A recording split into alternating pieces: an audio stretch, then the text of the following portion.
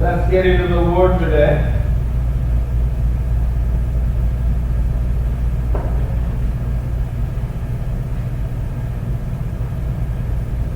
I was just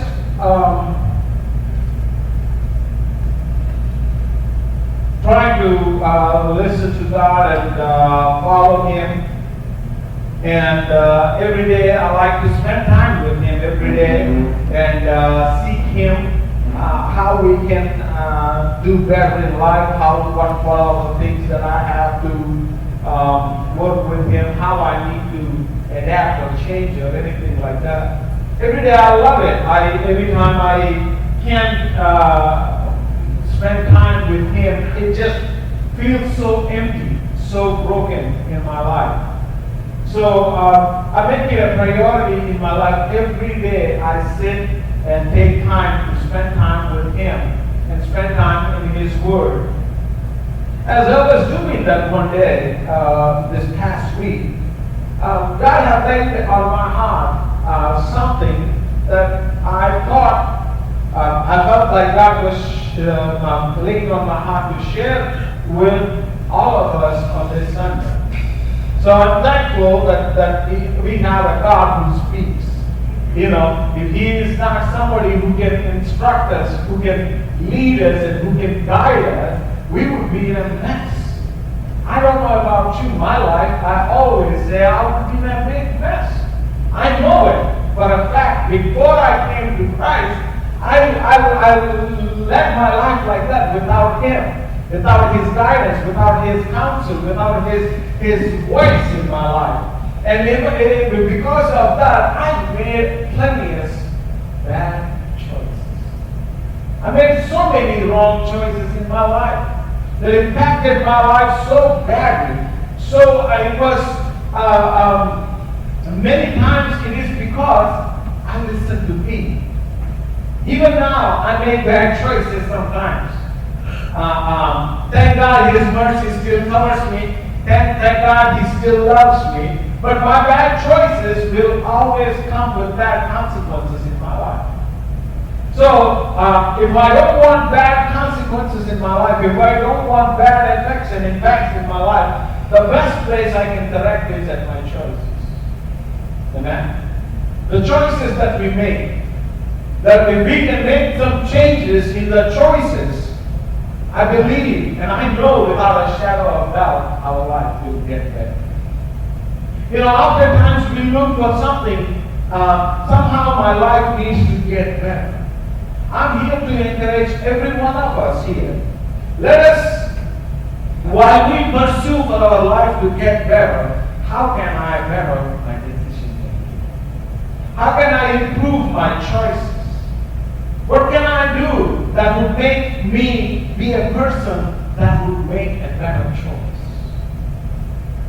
You know, many times I see this thing. People talk about it, you know, for the luck I have or for the life I have, it's going to be a bad deal for me. Whenever I come across some comments like that, it just bothers me so much. Life is not set in stone, you know. God, especially the life that God has given, is not set in stone. It's a life that He wants us to choose. Choose life. Choose life. He wants us to make choices. Irrespective throughout the whole Bible, when you go through the whole Bible, it's always the choices. Every choice of yours will have an impact in your life. And the people around you, whether you like it or not, whether you agree with it or not, it's just we know it is not. It's going to impact everyone around us.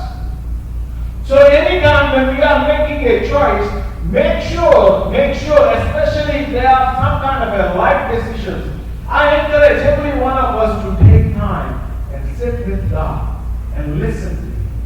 God, guide me. Lord, help me see what you need me to see. Am I running ahead of you? Is my flesh taking over me? Or am I going but following God? So that's a thing that we have to make every day. And I always, I feel like I can't be a better dad, or I can't be a dad the way I should be if God is not being my source. If God is not informing me, if God is not educating me, if God is not giving me the insights. I can't be a good enough husband if God is not leading me, if God is not speaking to me, if God is not showing things to me. I can't be a better pastor if He is not leading. He has to be the leader, not me. He has to be the one who needs to give me the direction, not me. Have you ever been in a place where you say, this is what I am doing, God, help me out? I'm going to be doing this. Help me out, God. Who is the director there? We're trying to direct God. I need this to be done, God. I want this answer, God. I want this job badly, God. I want this so much. We tend to be the director of our life many times. And I often forget our decisions have consequences. That's where I have made a resolution in my life. If, small decisions, that's fine. But when it comes to big decisions, I always want to be sure He is leading me, not me dragging Him. I don't want Him to do what I want Him to do, but I want to do what He wants. I want Him to be the leader. I want Him to be the boss. I want Him to be the guide. The times that I make that decision, the times I let Him be that boss, I see great results. Anything good that is coming in my life or coming around my life, it's not because I'm a good person, but because I am a good leader. It's not because I am a good husband, but because I have a leader who can teach me how can I be a good husband. Many times people come around me saying, oh, you're a good person. They say, oh, you do good, these things good, or things like that. I'm like, if it was not God leading me, I would never be in that place. I know how much I can ruin my life when I am the boss of my life. Today I want to present something to you that you are so familiar that there is this conflict that goes on in life. And how these people have faced this thing. And the Bible is presented to us, is given to us, the Word of God has been given to us so we can grab something out of every piece that is available there. I want God to speak to us as we go through this passage, as we break it down. I want God to speak to you something unique that will allow you to be in the path where you can reap the best from God. Anybody here wants the best from God? Amen. Amen. Not, if you are looking for a compromised life, if you are looking for something just to get by, I don't think you really need God. You can do it all by yourself. Amen. With God, let us look for something good, something better, something useful, something improved. I want something better. The version, when I buy TVs, I always want to buy better version, better things that I can see, better resolution, better picture, better sound. The TV that I have, my wife always gets confused. She's always confused with my desire of TVs. She's like, why? The TV is looking fine. No, it's not. The resolution is not bad. The one that I'm bringing it's got better picture. It's got better sound. The streaming over there is so good. The refresh rate is so good. I was like, I don't care. For me, the picture is good. That's what she's seeing. But for me, I want it improved. My wife sees improvement in different areas. She wants the house to be improved. For me, that's not a priority. For me, the TV is a priority. I need a better picture, not a better wall. For my wife, My wife is like, I want a better wall so you can have a better TV. Whoever wins the race, let's see. But either way, we want improvement in our life. We want something better. We want to go to a better place. That's exactly what God is about. God's promises. Amen? God's promises are about better place. There is a better place, better situation, better dynamic, better financial situation. I can boldly say it's been 11 years since I've been in the United States of America. My situation is better now than when I began. I can boldly say this thing, I am in a better place today than I was then when I began my life. It's a beautiful testimony. How can I say that? It's only because of God's grace and God's mercy. Not because I'm a good person, not because I am smart, not because of any other things, but because I serve a living God. He is constantly rearranging. He is constantly putting me together in such a place that I can constantly prosper. I can constantly increase. This is a bad thing that we have in the church. It's a bad thing, especially in the church. Whenever we talk about prosperity, everybody thinks, oh, that's a lot of money you're talking about. I'm not talking about money here. Prosperity is part of God's plan. Money is just part of prosperity. Money is only a piece of God's prosperity plan. Even if you have lived for any time more than 30 years, you know very well that there are so many things in life you cannot buy with money. You know very well. But there are other things, there are other areas that in our lives like peace, joy, like healing, all these things are still available in God's plan of prosperity. Nevertheless, He never says no to money either. That's why He gave financial prosperity, the principles to prosper financially in the Bible. Why does God want you to give tithe? If He doesn't have a plan to give you more, if He doesn't have the plan to increase, why does God want you to give? Jesus taught it, saying, give, and it shall be given. Press it down, shake it together, running over, shall men put to your bosom. It is God's plan for us to increase. The Bible says that you might be so abundantly full that you will not lack in any good work. That you will not lack in any good work. God wants us to be in a place where you can give, where you can be a blessing for somebody else, where you can bring some joy into someone else's life. God wants you, if you yourself are broken, if you yourself are not making enough, how can you be a blessing for others?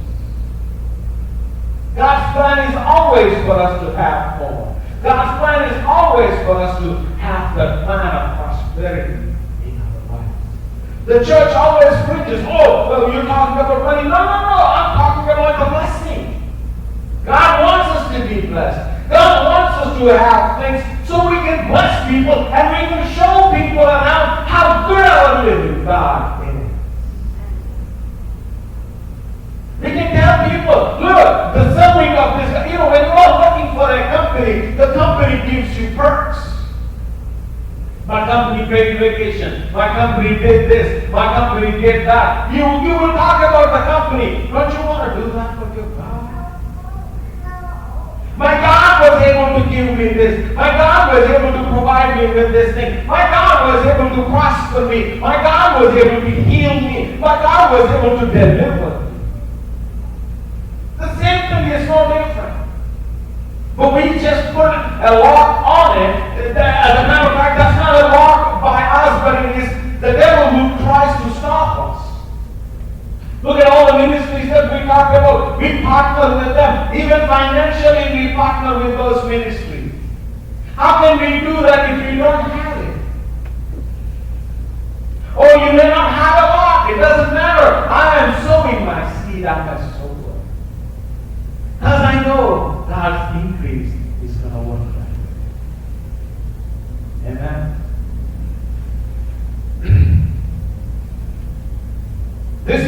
one of the most, out of all the Bible stories or the Bible incidents, this is one of the most fascinating, or if I want to say, spectacular. This would be the word that I would use for this story. Spectacular. Because it is beyond a human comprehension. No eye have ever seen, no ear have ever heard of such a thing. Nobody saw this thing happen. But God is about to do this person. Go with me. I'm not sure here. If you are somebody here who wants to see something spectacular in your life, not somebody say amen to that. I want to see the spectacular of God. Not something barely getting by. Not being a regular Joe. But I want to be somebody that God has chosen and God has set apart, that I can see the best of God working in my life. I want to see the best of God working in my life. Spectacular things. Go with me to the book of Exodus. 13th chapter, starting from verse 17. The story that I am about to talk about is the parting of the Red Sea, where God parted the Red Sea. That is the most spectacular thing you will ever see. Throughout the Bible, you never saw that story again. That's the first time you ever saw it. It involves a lot of things there. That is, I have never seen it. I'm still waiting to see the parting of Red Sea in my life. It never happened physically. It still didn't happen. But I want us to go through these things and see the God who parted the Red Sea. That is your God. The same God who parted the Red Sea is your God. I want us to get into this thing, visualize this picture. You know, all these movies that try to depict the scene doesn't even come close to what has happened. I want us to have a beautiful imagination here, a picturesque imagination. Have it and imagine as if you are walking through this thing. I just want to show a few pictures here before I get into the word. This, we believe, the depicted scene where they may have crossed the Red Sea. And that's the path, the map. And this is the area, these are the two maps, the possible places where they have crossed the Red Sea and went on to the other side. This is another beautiful picture. I liked it so much. That how the way was made through the Red Sea. And then there are some of these people, somehow they have to come up with this crazy idea that the Red Sea that Israelites crossed was not that deep.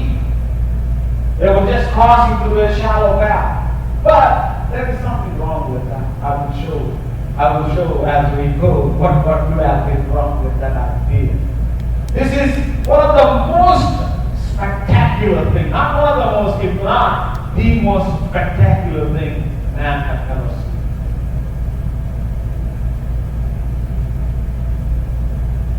The 13th chapter, starting at 17th verse.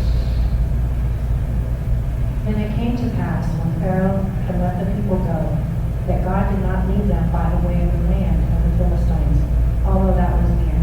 For God said, lest perhaps the people change their minds when they see war, and return to Egypt. So God led the people around by way of the wilderness of the Red Sea. And the children of Israel went up in orderly ranks out of the land of Egypt. I want to take a pause there for a minute. Just think about it for a minute there. What God was doing there was a path that is available, but God took another path. I'm talking about the God who rearranges. The God who knows you do well. The God who knows how much you can bear, how much you can take, how much of the weight you can bear. He knows exactly all those details. That's why he was trying to avoid something that they may not be ready for. you and me think we are ready for it, but He knows whether we are ready or not. So here, God is trying to lead them to a different path. Had they gone on the other path, probably He would have lost them forever. The problem with them, what is the real problem with them? You will see it down the line. But this is a place where God is rearranging, and it is not that God doesn't know options. Remember this thing. God has 1,000,001 ways to get you that $1 million that you want. Or whatever it might be. God has many ways to do that. But there is one way God has chosen for you. You don't need all those 1,000,001 ways because He already has that one way set for you where you can just walk in it. Where you can say, yes, Lord, to that and see God working. This is where many of us are struggling. We are trying to find ways. We are trying to figure out paths. Rather, I am here to tell you to rest assured that God has already found the path. Your journey should never start at ignorance. It should start at knowing. You know that your God has already paved the way for you. Amen? He already made the way for you. He already set the path for you. All we need to do is own it and receive it and walk in it. And God was protecting them. Many times you and me do not know how God is protecting us. The many things that God is not even, they don't even know that God is protecting them at this hour. God is clearly protecting them from not going into a place where He might lose them. It is not only just about you. God is even looking at about Him. Because you are His prized possession. He paid the price for you, innit? He paid the blood for you. You are more valuable for Him than any gold or silver. Than any other thing that is out there. You are more precious for Him. The moment we adapt to that revelation, the moment we own the revelation, the more and more every day of your life, the more you will see God working in your life. I belong to Him. That's exactly what Paul said. I am a slave unto Christ, not because God haven't saved him, but because He sold him. I know He bought me, so I am at His service. He calls Himself to be that. I'm a bond servant is what He calls Himself. I am here to obey His commandments. If there is a master that I will really bow down to, that is Him and Him alone. God and Him alone. Because He is not a master who gets from me, but He gives. Every other master that I see, they want to get. They want to get from me. They want to use me, abuse me. They want to do all those things. But this master, He wants to give me. And that's why Paul didn't mind calling himself a bond servant. Go ahead, please. And Moses took the bones of Joseph with him, for he had placed the children of Israel under solemn oath, saying, God will surely visit you, and you shall carry up my bones from here with you. There is somebody with a dream and a vision. Joseph. Remember, these things are coming to pass because he had a vision. He died long back. But he said to all these Israelites, he said, there is a day God will visit and get you out. Take me with you. Take my bones with you. Don't bury them here. Take my bones there. He was seeing that. We need to be somebody like Joseph. Joseph was the most prosperous person in that land. Don't forget that. The most successful person in that land, yet he did not choose to be buried. There is a reason for it. There is a reason for it. We need to understand the concept where God said, Jesus said, you are in this world, but not of this world. We are living in this this world, but we are not of this world. We are not stuck. We are not bound. We have a heavenly abode. Those people that we talk about, the Abraham, the Isaac, the Jacob, those people didn't even build a building for themselves. They lived in the tent because they were aware that one day they're going to have a permanent mansion that is built by God for themselves. Should I not build a house? That's not what I'm talking about. I'm only talking about how they have envisioned themselves. They knew where they belong. Do you know where you belong? When you do not see for yourself that you belong in a place of prosperity, you are never going there. You will never go there. When you do not see for yourself that you belong in a land of healing, you will never go there. It is all of that. You have to find out where you belong. Where am I belonging? Where do I belong right now? Where is my position? What is my future? Where do I have to go? When you do not have that, you are not going anywhere. This is where God keeps saying we need to have a vision. We need to have a future. God says, I am here to give you a future and a hope. He wants us to give a future, not the present. He is trying to give something to you tomorrow. He wants us to be prepared. He wants us to see you tomorrow. Because your tomorrow is going to be better than today. Because Jesus is alive. Because Jesus lived, your tomorrow has a better chance, has a better opportunity, has a better increase than today.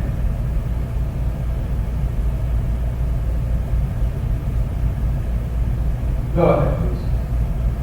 So they took their journey from Succoth and camped in Etham at the edge of the wilderness. And the Lord went before them by day in a pillar of cloud to lead the way, and by night in a pillar of fire to give them light, so as to go by day and night. He did not take away the pillar of cloud by day or the pillar of fire by night from before the people. Now the Lord spoke to Moses, saying, Speak to the children of Israel, that they turn and camp before Pi-hahiroth, between Migdol and the sea, opposite Baal-zephon. You shall camp before it by the sea. For Pharaoh will say to the children of Israel, They are bewildered by the land, and wilderness has closed them in. Then I will harden Pharaoh's heart, so that he will pursue them, and I will gain honor over Pharaoh and over all his army, that the Egyptians may know that I am the Lord. And they did so. And pay attention to that. The Egyptians may know that I am the Lord. This is the beautiful place that God is trying to show to both the parties who He is. Because for God there is no enemy. Everybody is His child. But He needs for them to know whom they are dealing with so they can come and enjoy the full circle. Everybody, God gives an opportunity to everybody. He wants people to know Him so that they can follow Him. They can do exactly as He wants them to do and reap the benefits from Him. In God's sight, Egypt is not an enemy for Him. But God, He always tries to convict everybody. He tries to bring everybody to the light. He wants everybody to come to the table.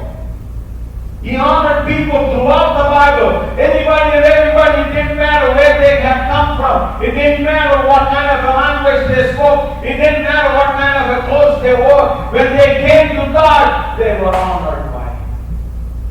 That is the God we serve. The most diverse community in the whole wide world. You know what it is? It is the church. The Christian church.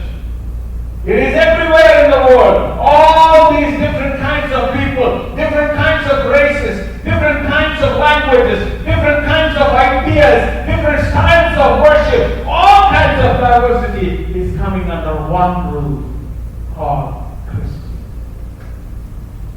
That's the beauty of the God we serve. He never says no to anybody. People tried, religion tried, the systems tried, sometimes even the political systems tried. Bless God.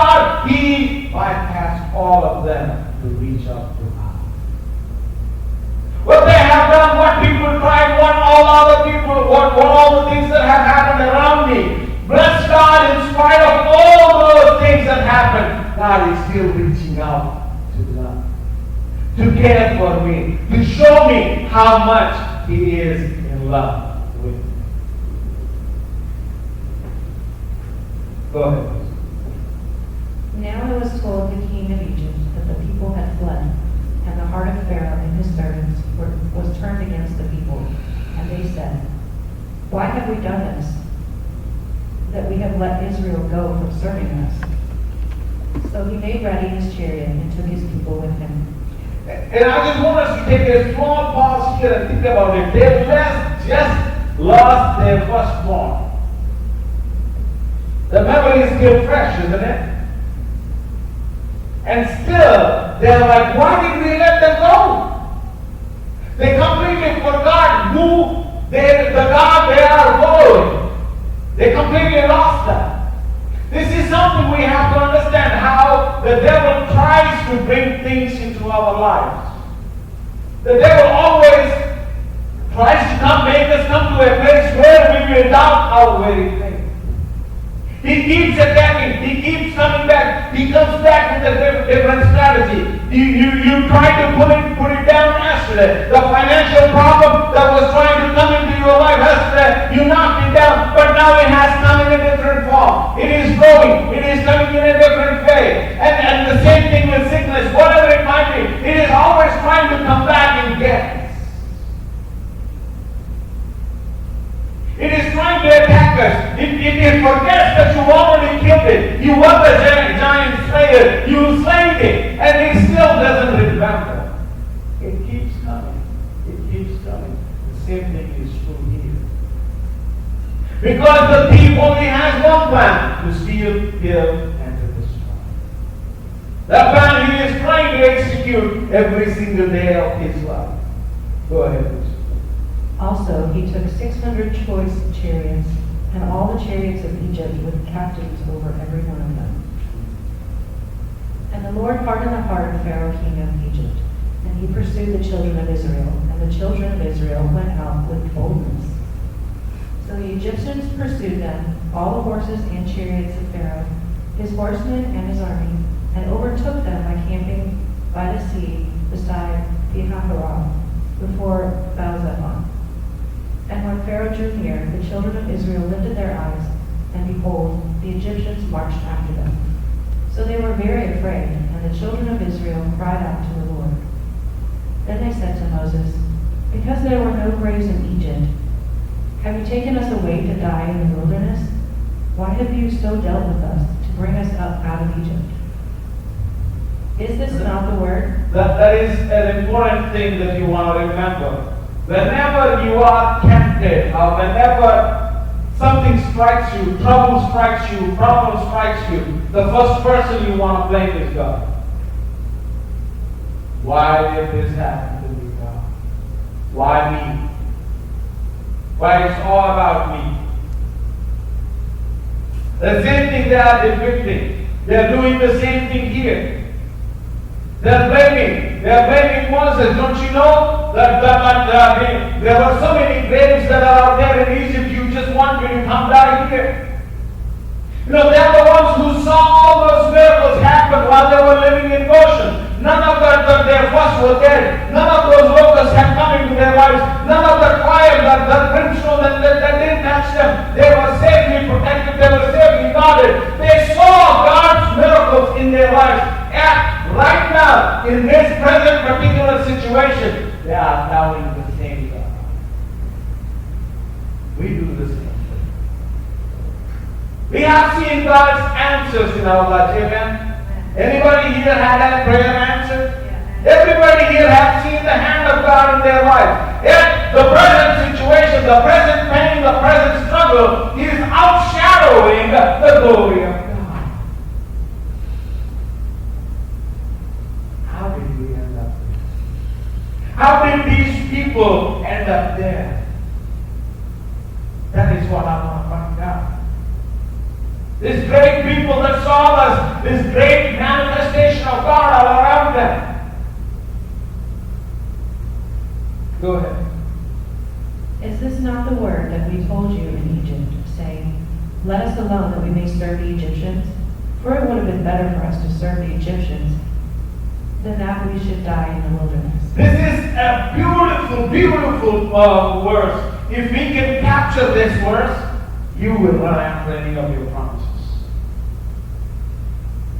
The first and foremost thing that you and me need to understand is when a promise is being given to you by God, that doesn't mean it'll just fall into your lap. You have to walk your way. You have to walk to that place. You have to go to that place. But that God is trying, when these people, they were like more looking at what they had than what they are going to have. Their present, their past was more pleasing to them than their future. Sometimes this is what we have to understand as a Christian. This is where we have to make a decision as a believer. We have to decide for ourselves. Do I want to go back and live in that past that has nothing but slavery? My freedoms are taken away. My right to do what I choose is not there. I'd rather be there. When we were sinners, remember, we were slaves unto sin. We were slaves unto sin. When we were sitting there, when we were being controlled by the appetites of our flesh, God has redeemed us, brought us into the marvelous light that we can live like the sons and daughters of light. He wants us to live like the sons and daughters of light, not as somebody who lives in the darkness. These people, they were happy. They're blaming this situation. If I did step out of my comfort zone, if only I did step out of my Egypt, I wouldn't have been in this trouble. Many times we left our homelands, we left our home places, we left our belongings, we left our things in pursuit of God's best. And when we were pursuing it, we have encountered so many things that are so disappointing. That's where many people have given up. Many of the Christians, many of the believers gave up on their dreams exactly in that place. Because they couldn't identify themselves. They couldn't see themselves in what is ahead of them from God. They couldn't see. That's what I'm trying to say again and again. If you can't see you being prosperous in your next frame, you will never go there. You will never go there because the devil is always trying to put everything that will pull you down. Don't you know you have these needs? Don't you know you have these struggles? Don't you know what is happening around you? You need to shut up. You need to shut down. No, that's the place where you should be like the blind Bartimaeus. He knows how blind he was. He knows what kind of a life he was leading. He knew all those things. That's why he shouted all the more loud. But that's what the Bible says. He screamed out loud, saying, David! Jesus, son of David, have mercy on me. He cried and cried to have his future. He wants to have something from God, his promise from God being manifested in his life. He wanted that. How bad do you want the promises of God? Go ahead, please. And Moses said to the people, do not be afraid. Stand still and see the salvation of the Lord. Which now, when you are in the pursuit of the promise of God, there are three things you need to understand. There are three things you need. I think from this group of people, I want to learn something because they went and inherited the promise of God, right? They have the promised land that was given to them. They are living in it. Now, I want to learn something from them that Moses said to the people, saying three things. Do not be afraid. First part. Do not be afraid. The problem the Israelites had was not Egypt. Nothing to do with Egypt. Many of us, I'm going to tell you this thing. Can I be honest?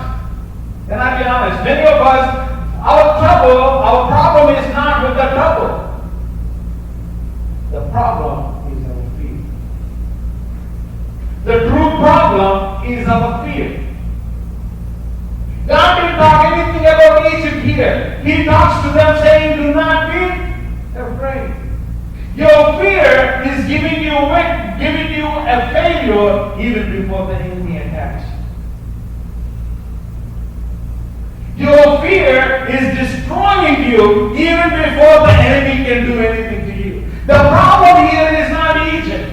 I'm going to tell this again. The problem in your life is not your problem. The true problem in our life is our own fear.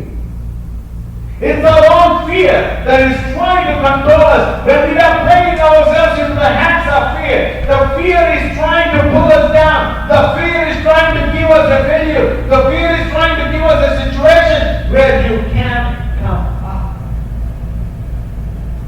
Where you are always falling down. It is our fear that is letting our enemy prosper. God first starts to deal with them in that situation. Do not be afraid. The next thing, stand still. Don't just jump to conclusions. Don't just do whatever that comes your way. Be still. God needs us to be still in many cases. Many situations, being still doesn't mean you're not moving. Being still means He is in control. He is in charge. He is in control. He is trying to tell us again and again, let me be the control, not you. Let me be the one that fixes you, not your worry, not your anxiety. That's why He keeps saying, be anxious for nothing. For nothing. No matter what it is, I'm a mom, I'm a dad, I am this, I have to be this. No, be anxious for nothing. Be still and know that I am. Be still. If you want to know your God, learn to be still. If you want God to prosper you, ask God, God, how can I be still in my financial performance? Teach me how to be still in this healing situation that I am going through. Teach me how to be still. Help me how to be still in this situation. That's the second one. Third thing. And see the salvation. He wants us to have the eyes to see. He needs you to see. If you don't see, you will not have. And see the salvation of the Lord. He wants us to see. He wants us to have the eyes to see how God is working. Many times this is what we miss. This is where we lose. Because we are not seeing what God is doing. Where is God? You think God is taking a nap after you asked Him to work for you? He is working. You need to be able to see what He is seeing, what He is doing. He wants us to see. Many times I see God working in our lives and people doesn't even acknowledge that He's the hand of God. People outside doesn't acknowledge. That's fine. But the church doesn't even acknowledge that He's the hand of God. That is sad. I'm here to encourage all of us that we will have the eyes to see. We want us to see. God wants us to see how God is working in your life. The small prayer that God has answered, the small thing that God has changed in your life. How did He do that? If you can see that, you will be able to see how God is answering your big problem. We need to see. We need to see. But the Egyptians whom you see today, you shall see again no more forever. If we can walk with God like that, if we are willing to fight for our promises, there comes a place where He would put us to a place where we can see what God is doing and see for yourself and understand no longer this is going to bother me. No longer this is going to control me.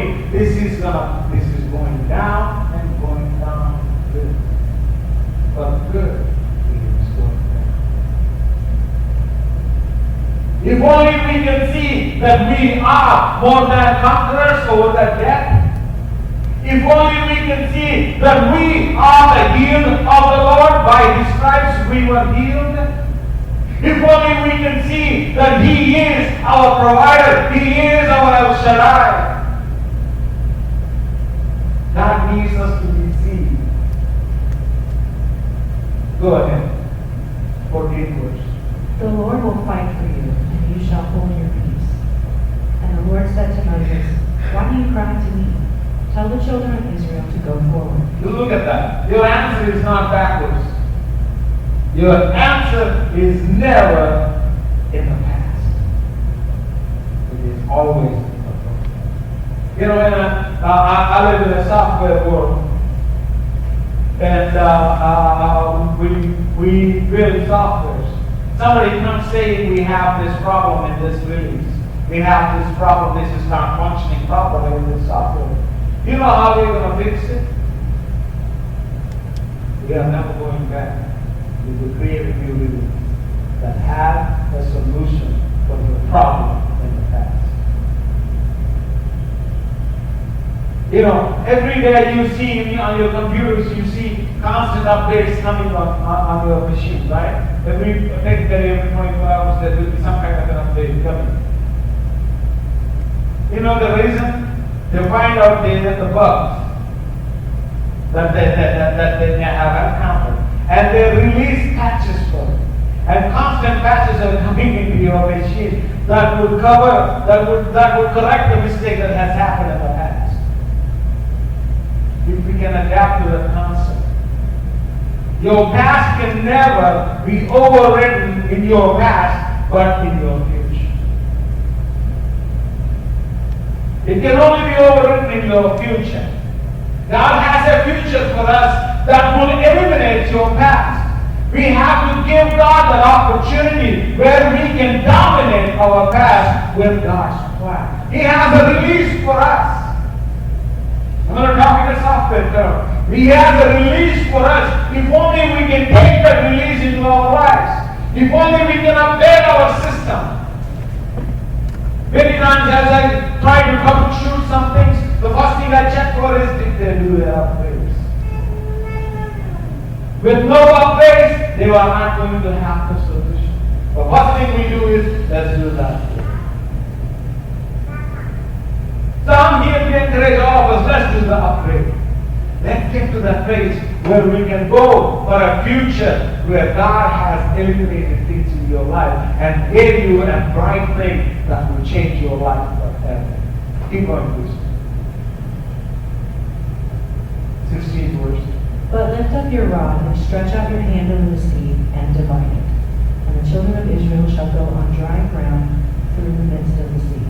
That's again another point. Through the midst of the sea, you have to pay attention to that. Your trouble is not going to go away, but you will be walking through the trouble. Your whatever is trying to intimidate you, you're going to walk through it even when God is present with you.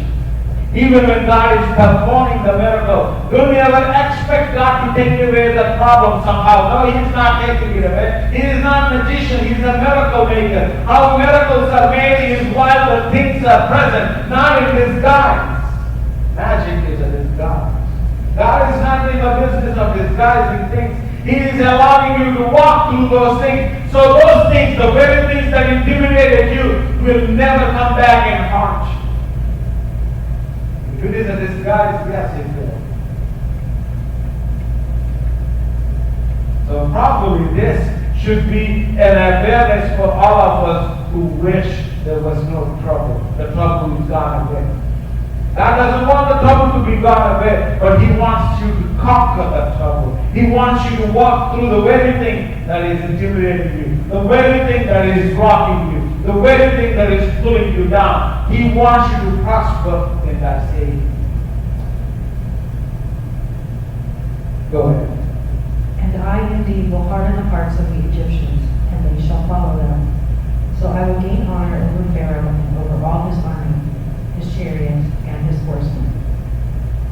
Egyptians shall know that I am the Lord, when I have gained honor for myself over Pharaoh, his chariots, and his horsemen. And the angel of God who went before the camp of Israel moved and went behind them, and the pillar of cloud went from before them and stood behind them. So it came between the camp of the Egyptians and the camp of Israel. Thus it was a cloud and darkness to the one, and it gave light by night to the other, so that the one did not come near the other all that night. Then Moses stretched out his hand over the sea, and the Lord caused the sea to go back by a strong east wind all that night, and made the sea into dry land, and the waters were divided. So the children of Israel went into the midst of the sea on the dry ground, and the waters were a wall to them on their right hand and on their left. And the Egyptians pursued and went after them into the midst of the sea, all Pharaoh's horses, his chariots, and his horsemen. Now it came to pass in the morning watch that the Lord looked down upon the army of the Egyptians through the pillar of fire and cloud, and he troubled the army of the Egyptians. And he took off their chariot wheels so that they drove them with difficulty.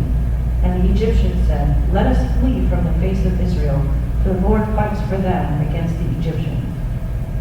Then the Lord said to Moses, Stretch out your hand over the sea, that the waters may come back upon the Egyptians, on their chariots and on their horsemen.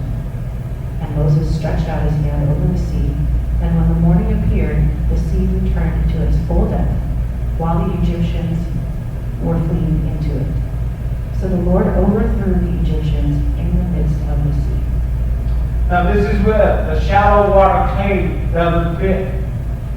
The reason is if the water is so shallow, how in the world is chariots and all these people got immersed in it, got drowned in it. So the shallow water claim doesn't bear any weight. Or I can even say, okay, it's shallow water. I'm fine with it. That God, Almighty God, can use the shallow water and still destroy the army. The world's best army at that hour. That is the best army in the whole wide world. Their chariots. Sometimes I see this thing on History Channel. Nobody had that kind of chariots in the world at the time. Those are those best swift chariots in the world. The way they engineered, the way they structured them, those are like the best things you can have at that time. The top-notch military equipment. And those people were drowned in this war. So I'm here to try for us to imagine this picture. The very thing that is intimidating you is making way for you because you follow God. This group has got nothing in their hands. No army, no weapons, nothing was there for them. Only thing they had for them was this God. Are we in that place where we can say, not by might, not by power, but by my Spirit, says the Lord. Not by my might, God, not by my strength, but by your Spirit. How am I going to climb this mountain of death? Not by might, not by power, but by your Spirit. How am I going to overcome this addiction in my life? Not by might, not by power, but by His Spirit. How am I going to walk into this healing, God? Not by might, not by power, but by your Spirit. The moment we can come to that place, we don't have anything but Him. Blessed are the poor that say they can be rewarded. Many people try to equate as somebody who is poor financially. Maybe you can, but I'm here to say the poor people are the people who need to depend. That's what they are for. God wants somebody who can depend on Him, who can rely on Him, who can say, I need you, God. I need you to come through for me. I need you to work this miracle in my life. Make this happen in my life. I need you. I need you. God is looking for that group that can say, I need you. I don't have anything, God, but I need you. I know, even if I don't have anything, if I have you, I have everything. I have everything. I like the Billy Graham saying so well. I always like to adapt to it and mention it all the time. He said beautifully, That one saying that stuck in my head all my life as a Christian. If you have everything in the world and do not have Jesus, you have nothing. But if you have nothing in this world but have Jesus, you have everything. Your possibilities are limitless. God has limitless options for us. Today I'm here from this story, from this incident that happened, the most spectacular thing that has happened. I want us to see our spectacular God who can make way for us, who can part the Red Sea for us, who can drown the enemy in that, who can allow us to see what He is doing, who can lead us to a dry place while it is all wet around you. 1,000 may fall at your hand and 10,000 to your right. It shall not come near you. It shall not come near you. Just because 1,000 other people are facing the same problem and dying or falling down, that doesn't mean you have to. That doesn't mean you have to. You have a living God who is always trying to say, I am here to lead you. I will never leave you. In this one story, I'm ending here. And they all walked in the dry land and went into the drink. And if you want to, 30th verse, starting from the 30th verse again. So the Lord saved Israel that day out of the hand of the Egyptians, and Israel saw the Egyptians dead on the seashore. Thus Israel saw the great work which the Lord had done in Egypt. So the people feared the Lord and believed in the Lord and His servant Moses. Now look at that. What did He do? He gave an opportunity for them to believe. Again, God always does things in our lives so we can believe. We have to improve our belief in them. The problem here of this whole story, Egypt is not their enemy. The problem was Egypt is their state of mind. That is their state of mind. The way they're conditioned there. They were conditioned by this Egyptian way, that they are conditioned to fear. Because that's what they did. They always were scared of them. They were always to take a new step. They were always afraid to take a new step. But when the new covenant came into our life, Peter portrayed it to us so beautifully. He wasn't conditioned to the system of Egypt. Rather, he was conditioned to walk on water because he knew, behold, all things have become new. We are not conditioned to live the old way. We are reprogrammed and renewed and reconstructed to walk the new way. God has given a new life for us, a new opportunity for us, a new possibilities for us, a new covenant is being given to us. And if only we can adapt to the covenant and say, I am going to renew my mind. I'm transforming my life because, oh, behold, all things have passed. All things have become new. All things have become new. My possibilities are new. My opportunities are new. My knowledge is new. My wisdom is new. My health is new. Every single thing that pertains unto you is new. Because you are created new in Christ.